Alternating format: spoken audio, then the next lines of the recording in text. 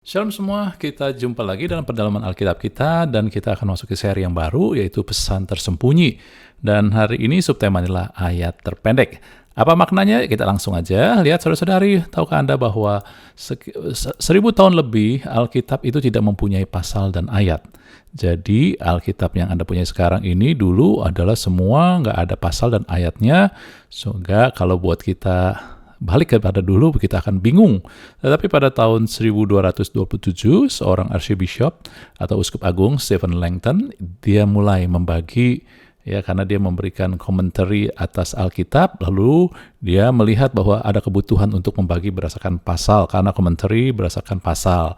Dan kemudian di tahun 1448, ataupun juga 200 tahun kemudian, Rabbi Nathan membagi ayat untuk perjanjian lama.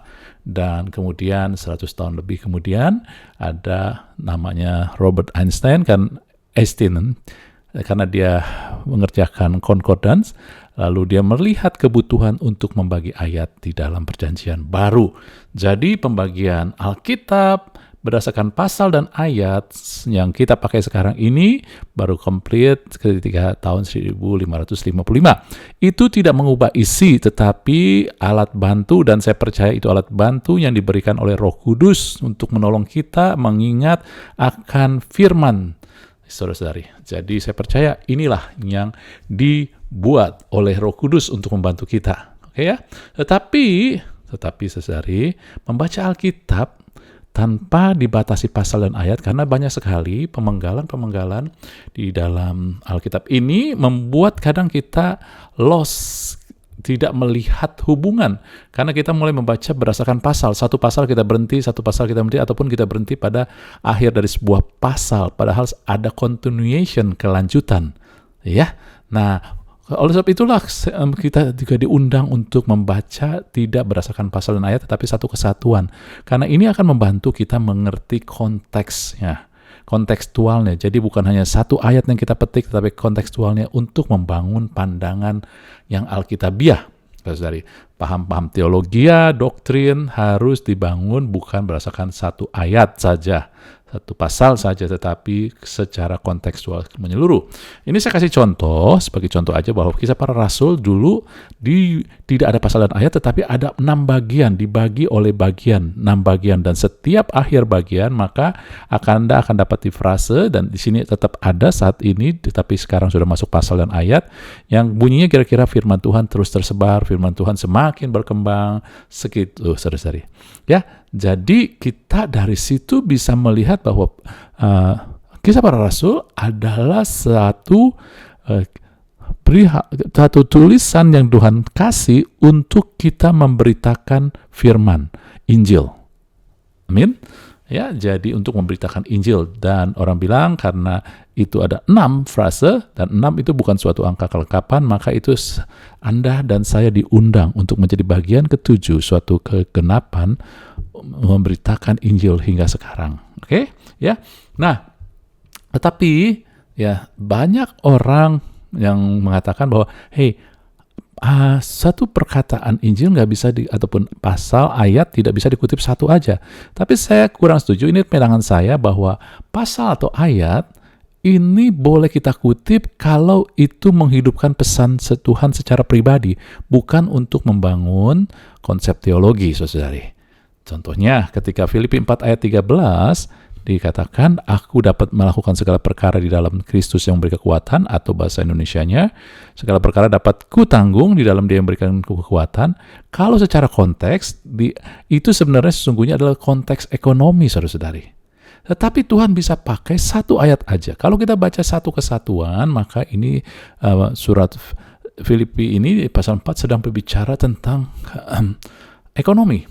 Ya, tetapi Tuhan, karena saya percaya firman Allah itu hidup, artinya Tuhan bisa menghidupkan satu ayat aja dan berbicara, karena Tuhan akan menggemakan, atau Roh Kudus akan menggemakan satu ayat untuk berbicara kepada Anda. Ya, jadi bisa aja dia gemakan hanya satu ayat ini, Filipi 4 ayat 13, dan bukan berbicara konteks ekonomi. Tetapi ini tidak bisa Anda jadikan paham teologi, doktrinal, tetapi ini bisa hidup untuk pribadi. Kalau Tuhan berbicara pada pribadi atau sekelompok orang, gitu. Tapi bukan, nggak bisa digeneralisasi. Oke, dan itu dihidupkan oleh Roh Kudus. Jadi saya percaya kita sekarang satu ayat dihidupkan oleh Tuhan untuk berbicara kepada Anda atau saya secara pribadi. Oke? Dan oleh sebab itulah kita akan melihat hal-hal yang menarik dari pembagian pasal dan ayat ini yang saya percaya bukan suatu kebetulan tapi juga suatu rancangan Tuhan. Nah, saudara, Anda tahu bahwa ayat paling pendek di Alkitab, tujuan paling pendek ayat Alkitab, saya ingat ketika dulu saya kalau di sekolah ayat hafalan orang akan cari yang paling pendek. Karena itu paling ingat, paling mudah, paling berkesan, saudara-saudari. Anda tahu tidak bahwa ayat paling pendek ya yang gampang diingat di dalam Perjanjian Lama ada 6 ayat. Dan semua berhubungan dengan peraturan Taurat. Keluaran 20 ayat 13, ayat 14, ayat 15, kemudian diulangin lagi di Ulangan 5, namanya juga ulangan, saudara, 17, 18, 19. Ayat yang pendek itu hanya 2 kata, yaitu jangan membunuh. Kemudian di ayat 14, jangan berzina. Di ayat 15, jangan mencuri. Saudari, diulangin lagi sama. Oke ya. Jadi 2, semua bicara peraturan. Ya. Oleh sebab, dan kemudian ayat yang paling pendek dalam Perjanjian Baru, menariknya ya, adalah hanya 1 ayat. Yaitu di Yohanes 11 ayat 35. Dan itu menulis 2 kata juga, menangislah Yesus, atau Yesus menangis. Jesus wept, saudara. Ya. Nah, Anda bisa melihat luar biasa bahwa ini sedang berbicara sesuatu. Nggak heran bahwa Perjanjian Lama sebelum Yesus datang ke muka bumi, itu senantiasa, dan itu adalah juga nafas daripada Perjanjian Lama, Shema Yisrael, ataupun dengarlah Israel, yang didengar adalah perkataan. Maka perkataan ataupun peraturan. Maka ini jangan heran bahwa ayat yang gampang diingat adalah perkataan, peraturan supaya didengar. Sedangkan yang menarik dalam Perjanjian Baru ketika Yesus datang ke muka bumi, ayat yang paling pendek supaya diingat adalah Yesus menangis. Ketika Anda menangkap Yesus menangis, itu bukan perkataan, itu gambaran. Jadi manusia lebih mudah mengingat, lebih berkesan ketika dia menangkap gambaran, picture, saudara.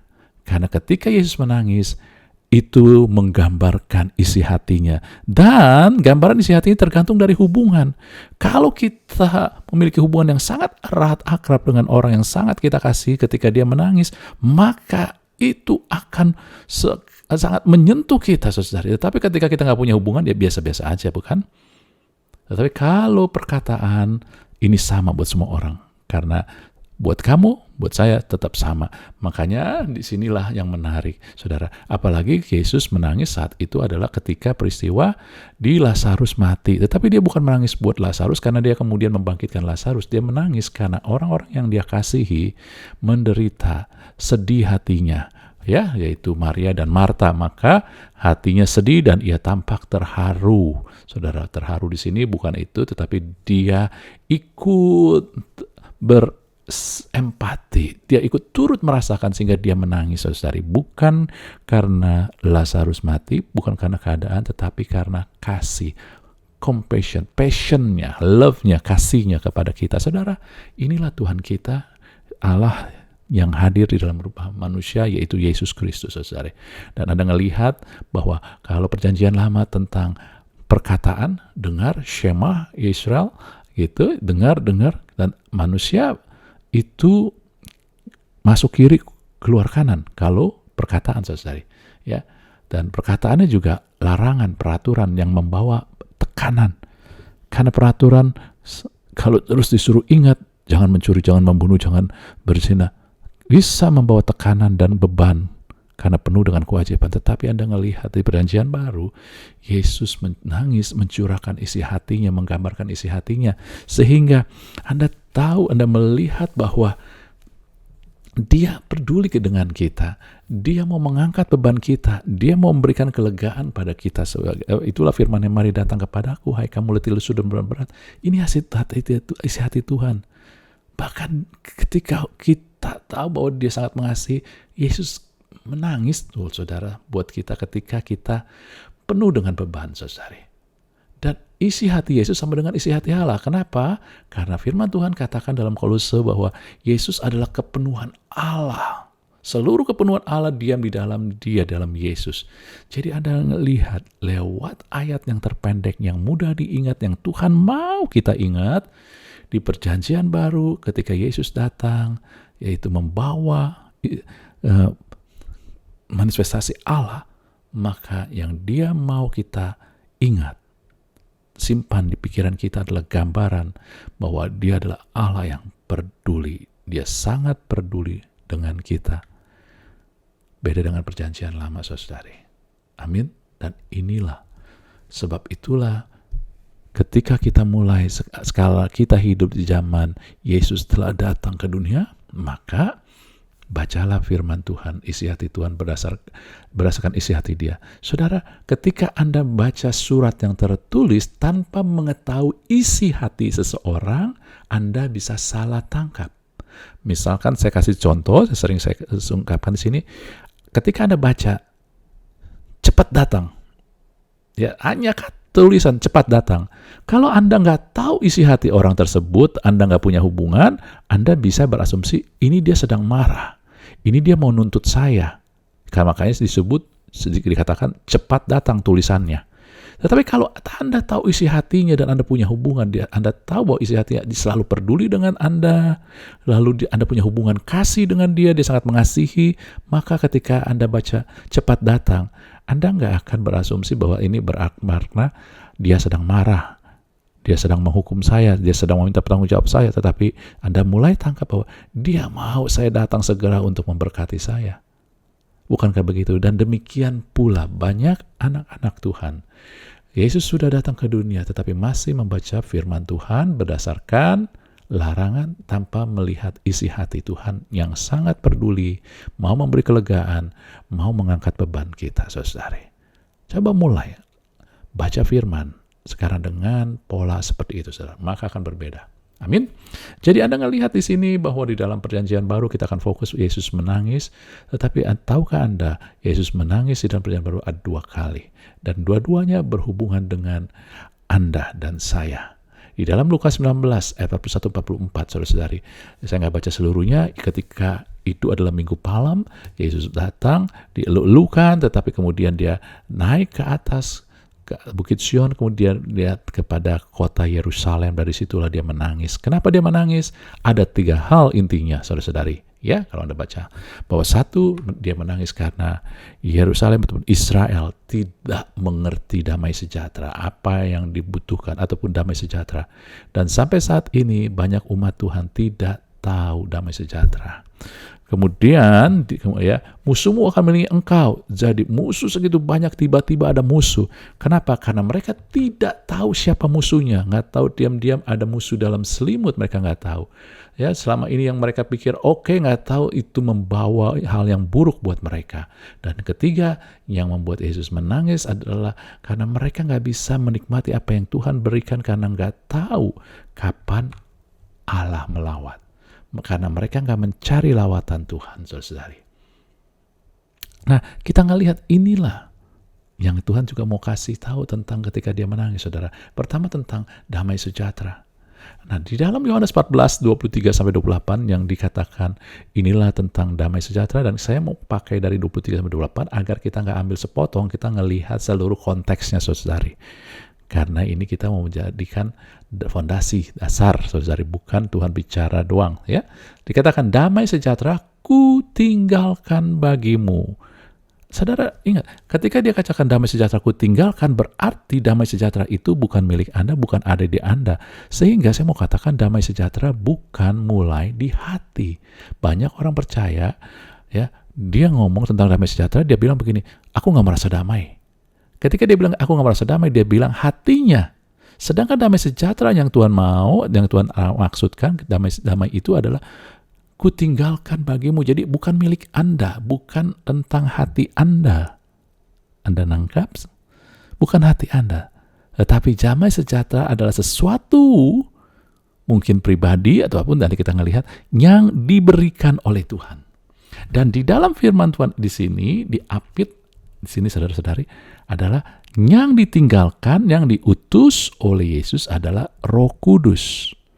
Dan Roh Kudus inilah ada penggenapan janji Tuhan yang dikatakan, Yesus katakan, aku pergi tapi aku datang kembali kepadamu.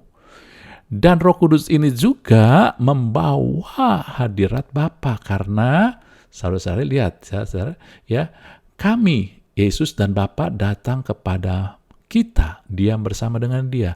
Artinya ada hadirat Bapa, ada hadirat Tuhan Yesus, ada hadirat Roh Kudus. Jadi banyak umat Tuhan ya tidak bisa menikmati apa yang Tuhan sediakan karena mereka tidak mengerti damai sejahtera. Karena damai sejahtera bukan tentang perasaan, tetapi kehadiran Tuhan yang diwakili oleh Roh Kudus membawa kehadiran Bapa, Putra, dan Roh Kudus, saudari.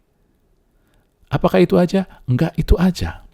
Yesus berkata, firman yang kamu dengar itu Jadi Tuhan bicara juga kemudian tentang firman yang bukan datang dari Tuhan Yesus. Datang dari Tuhan Yesus. Ini firman itu bukanlah daripadaku. Yesus ini sedang bicara sebagai anak manusia, bukan anak Allah tapi anak manusia. Melainkan dari Bapa, dan dia katakan Bapa lebih besar daripada aku. Ingat, dia bicara sebagai anak manusia, bukan anak Allah. Maka dia bilang Bapa lebih besar daripada aku. Apa yang dia mau sampaikan di sini artinya adalah firman yang dia sampaikan, dia gemakan, itu kuasanya sama seperti kuasa daripada Bapa. Dan firman itu jugalah yang digemakan oleh Roh Kudus. Roh Kudus akan mengingatkan semua yang telah kukatakan. Dan jadi singkat kata saya mau katakan bahwa damai sejahtera Allah itu yang Tuhan berikan akan aktif ketika Anda dan saya percaya bahwa firman Tuhan adalah otoritas paling tinggi, artinya memiliki kuasa paling tinggi, sehingga Anda mau berdiri di atasnya.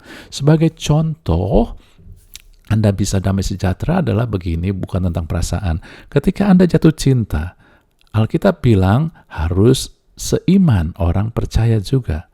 Anda jatuh cinta, mungkin contoh kepada orang yang bukan seiman. Anda merasa ini orang paling cocok, ya. Terus juga belahan jiwa, paling cocok, udah paling Anda cintai dan juga cinta. Tapi masalahnya ada tidak seiman, tidak sepadan, orang dalam Alkitab bilang. Nah, secara perasaan Anda merasa dia segala-galanya. Tetapi karena damai sejahtera bukan berdasarkan perasaan Anda dan saya, maka Anda ngelihat damai sejahtera adalah berdasarkan firman. Lalu Anda ngelihat firman Tuhan kan, yang otoritas segalanya, dan Anda mau berdiri katakan, saya harus memiliki pasangan yang sepadan. Nah, ketika kita nggak ikutin, damai sejahtera Allah ini nggak aktif. Bukannya hilang, nggak aktif. Karena Tuhan sudah berikan apa yang Tuhan berikan, Tuhan nggak akan ambil lagi. Tetapi masalahnya kadang jadi tidak berfungsi, saudari. Ya. Jadi bukan masalah perasaan, tapi ketika ikutin firman Tuhan dan Anda pegang firman Tuhan, maka Anda damai. Walaupun masalah belum beres. Contoh lagi yang lain. Ketika Anda sakit, perasaan Anda adalah, aduh ini kok masih nggak enak. Anda berdebar-debar, Anda khawatir, makin merosot enggak. Tetapi firman Tuhan yang Anda pegang, yang Anda mau berdiri dan punya otoritas segalanya, Anda percaya bahwa bila Yesus sudah menyembuhkan aku. Tetapi secara fakta yang Anda tangkap dalam perasaan, Anda belum melihat, merasakan fungsi tubuh Anda normal. Tetapi karena firman itu dan Anda pegang di atas saya, Anda bisa damai sejahtera. Walaupun, saudara-saudari, Anda nggak gelisah dan nggak gentar. Walaupun seolah secara fakta, Anda belum melihat kesembuhan. Tetapi Anda tetap yakin, sehingga Anda damai sejahtera bahwa kesembuhan pasti sudah terjadi. Dan Anda berdiri, walaupun perasaan Anda yang menangkap signal dunia mengatakan berbeda. Anda ngerti? Oke, ya, satu persatu. Nah, kemudian saudara, yang kedua adalah mereka tidak tahu siapa musuh. Dalam firman Tuhan dalam Matius 27:30a, ya, ketika itu adalah seorang Tuhan yang menabur benih yang baik, gandum, kemudian hamba-hamba yang lain bilang, Tuhan taburkan di ladang Tuhan kan benih yang baik, kenapa ada lalang? Tuhan bilang ada.